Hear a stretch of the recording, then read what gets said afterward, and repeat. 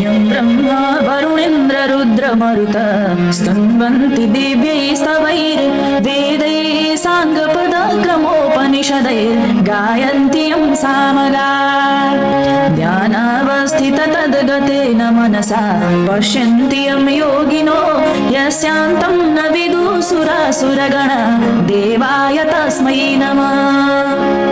श्रीमच्चन्दनचर्चितोज्ज्वलवपु शुक्लाम्बरा मल्लिका मालालङ्कृतकुण्डला प्रविलसन् मुक्तावलीशोभिता सर्वज्ञाननिधानपुस्तकधरा रुद्राक्षमालाधरा वाग्देवी वदनाम्बुजे वसतु मे त्रैलोक्यमाता चिरम्।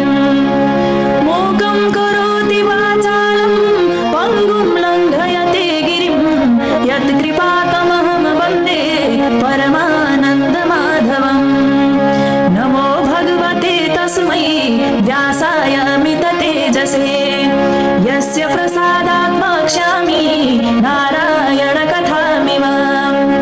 नारायणं नमस्कृत्य नरं चैव नरोत्तमं देवीं सरस्वतीं व्यासं ततो जयमुदीरयेत्।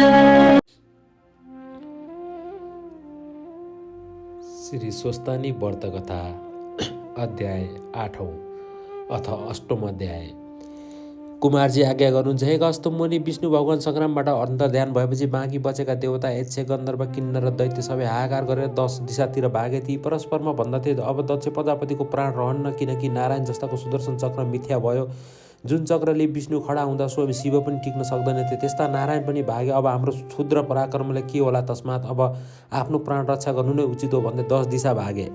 नारायण सहित देवता यक्ष गन्धर्व नाग आदि आफ्नो आफ्नो जीवन बचाइ भागेकोदेखि वीरभद्रले नागले चाहिँ निश्वास फेरि वर्षाकालको मेघ गर्जे चाहिँ गर्जी तत्काल दक्षको टुप्पी समाती भूमिमा ढलाइ बोध गराए। हे पापिष्ट दक्ष, तैँले महादेवको अनेक निन्दा गरिस्, आफ्नी छोरीको हत्या गरिस्। तँ जस्तो पापी यस संसारमा खोजे पनि पाइन्न। यो त्यो बौला हो, उसलाई नडाके मलाई के होला भनी त्रिलोकका ईश्वरको निन्दा गरिथिस्। अब यस बखतमा तेरा रक्षक ज्वाइँहरू कता गए? तिनीहरूको सहायता मागे आफ्नो प्राण बचा, तेरो यज्ञ बिना शङ्कर नै पुरा गराउन्। अब तँलाई पनि यही यज्ञमा होम्न सके हामीलाई सन्तोष होला भनी अनेक तरहले बोध गराए। दक्ष प्रजापतिको शिर काटेर अग्निकुण्डमा होमिदिए। यस्ता प्रकारले दुष्ट संहार गरेको देखि नन्दी, भृङ्गी, चतुष्टी, योगिनी, भूत प्रेत, विषमज्वर, महाकाली आदिले प्रसन्न भई शिवनन्दक दक्ष प्रजापतिको नाश गर्यो। धन्य धन्य वीरभद्र, तिमी समान वीर यस संसारमा हुन दुर्लभ छ भनी स्तुति गरे। त्यसपछि दक्ष प्रजापतिको स्त्री वीरणीले आफ्ना पतिको शिर यज्ञकुण्डमा होमिदिएको देखेर अत्यन्त अध्यय भई ठुलो हावा चल्दा केराको थाम ढले चाहिँ पृथ्वीमा ढली मूर्छा परिन्। केही बेरमा चेष्टा आएर शोक गर्न थाले। हे नाथ, मलाई यस अवस्थामा अनाथ तुल्याइ कता गयो? जगदीश्वर महादेवलाई यज्ञमा नडाक्दा यस्तो भयो कि हे मूढ, व्यर्थको अभिमान मनमा लिएर शिवको निन्दा गर्दा आफू मृत्युमा प्राप्त भयो। मेरो यो गति भयो भनी अनेक प्रकारले शोक गरेर वीरभद्रसित प्रार्थना गरिन्। हे ईश्वरपति दशापति अज्ञानी, मूढ र अभिमानी पनि हुन्, तिनलाई कुनै चेष्टा पनि थिएन। त्यस्ता मूढको नाश गरे हजुरको के कृति होला? मलाई विधवा नतुलाई स्वामी वरदान दिनुहोस्। हे वीर, आफ्नो सृष्टि आफैले संहार गर्नु अनुचित हो। सृष्टि स्थिति संहार गर्ने महारुद्र पनि तिमी, महादेव पनि तिमी, आदि मध्य अन्त्य नभएका ब्रह्मा विष्णु शिव जे भने पनि तिमी नै हो। हे भक्त वत्सल, मेरो मुख हेरी मेरा स्वामीका सबै अपराध क्षमा गरेर जीवन दान दिई मलाई सौभाग्यवती बनाउनुहोस् भनेर स्तुति गरेको इन्द्रादि देवताहरूले सुनि आकाशबाट पुष्पवृष्टि गरी, हे वीरभद्र, दक्ष प्रजापतिलाई जीवनदादी वीरणीलाई सन्तोष दिनुहोस् भनी आकाशवाणी गरे। देवताहरूले त्यस्तो आग्रह गरेको र वीरणीको चिन्तित अनुहार देखेर मनमा करुणा उत्पन्न भएर वीरणीतर्फ हेरी वीरभद्रले भने, हे वीरणी, तिम्रो स्तुतिले म प्रसन्न भएँ। म तिमीलाई स्वामी वर दिन्छु, तर तिम्रो स्वामीको शिर मैले अघि नै अग्निकुण्डमा होमिसकेँ। अब यज्ञमा बलि दिएको बकाको शिर जोडेर जीवित पारिदिन्छु, किनकि दक्षले जगदीश्वरको साह्रै निन्दा गर्यो। अत यो पशु हो, त्यसैले पशुको टाउको जोडिदिन्छु। यस्तो वीरभद्रको वचन सुनि वीरणीले हुन्छ भने अञ्जली जोडी उभिरहन्। अनि वीरभद्रले यज्ञशालाबाट बोकाको टाउको मगाई पछिल्तिर मुख फर्काएर जोरी दक्ष प्रजापतिलाई जिलाइदिए।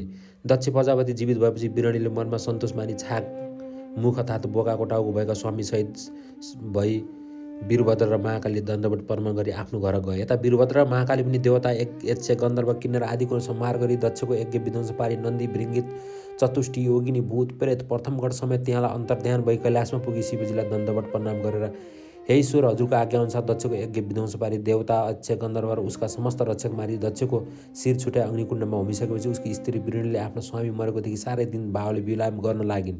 त्यो देखेर मैले अग्निकुण्डमा बोलिदिएको बोकाको टाउको ल्याएर पछाडि मुख फर्काइ झोरेर दक्ष प्रजापतिले जिलाई आएँ भनी बिन्ती गरेँ र महादेव प्रसन्न भए। हे वीरभद्र, हे महाकाली, तिमीहरू धन्य रहेछौ, म प्रसन्न भएँ। यति भनी ती दुवैलाई आफ्नो शरीरमा लीन गराए। त्यसपछि महादेवले प्राण प्रिय सतीलाई सम्झी दक्ष प्रजापतिले यज्ञ गरेको स्थानमा पुगेर हेर्दा अग्निकुण्डमा सुतिरहेकी सतीदेवीलाई देखि, हा सती, कैलाश शून्य, तुलाई मलाई एक्लै छाडेर कहाँ गयो भन्दै साह्रै नै अधैर्य भई वृक्ष ढले चाहिँ भूमिमा लडी मुर्छा परे। केही बेरमा चेत आयो र हे प्यारी, अब मैले यस संसारबाट बाँच्नु पनि व्यर्थ भयो। मलाई एक क्षण पनि एक्लै नछाडी मेरै मुख्यान्जी बसेर भनेका कथा पुराणहरू सुनिरहन्थ्यो। मेरो वचन नमान्दा तिम्रो यो गति भयो, म यस स्थितिमा पुगेँ भन्दै मुडिकले छाती ठोकी वर्षाकालमा आकाशबाट पानी परे चाहिँ मोतीका दाना जस्ता आँसुका ढिका खसाली फेरि बिलाप गर्न लाग्नुभयो। हे प्रिय, म कतै गएर आउँदा सुनको कमण्डलुले गोडा धोइदिन आउँथ्यो। हे प्यारी, मेरो खाने वस्तु भनेर बीज बाङ धतुरो मेरो स्वामीले खाने वस्तु भनेर जतन गरी राख्दथ्यो, अब को राखिदिएला? तिमी बिना मेरो चित्त कसरी स्थिर रहला? यसरी भन्दै कहिले काखमा लिने, कहिले अङ्कमाल गर्ने, कहिले मोही खाने, कहिले छातीमा हात राख्ने र कहिले सतीदेवीको हात समय आफ्ना छातीमा राख्ने, यसरी अनेक प्रकारका शोक गरी सतीदेवीको मृत शरीर पिठ्यूमा बोकी बहुला जस्तै भएर पृथ्वी भ्रमण गरी हिँडे। महादेवले पिठमा बोकेकी हुनाले गलित वा दुर्गन्ध केही भएनन्, केवल निदायकी जस्ती भएर रहिन्।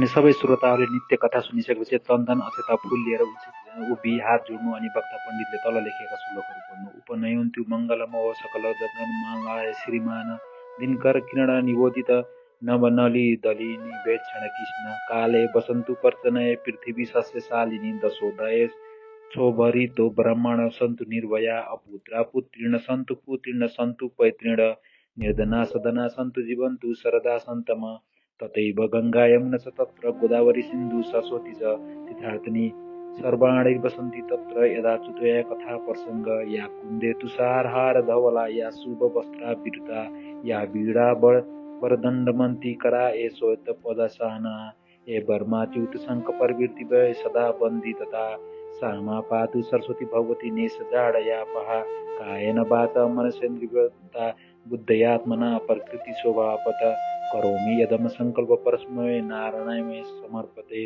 श्रीस्वस्थनाय दर्पणमस्तु। यति भनिसकेपछि कथा सुन्ने जति समस्त श्रोताहरूले पुस्तकको बासामाथि पुष्पाञ्जली चढाई पुस्तकलाई ढोक गर्नु र आफ्नो मनको इच्छित वरदान माग्नु।